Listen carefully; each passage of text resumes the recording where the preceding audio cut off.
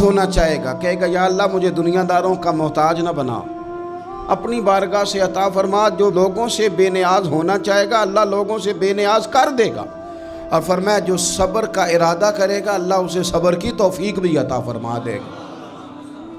इरादा तो करे, प्रोग्राम तो बनाए, तौफीक तो अल्लाह देगा। जो सब्र का इरादा करेगा अल्लाह सब्र की तौफीक भी अता कर देगा।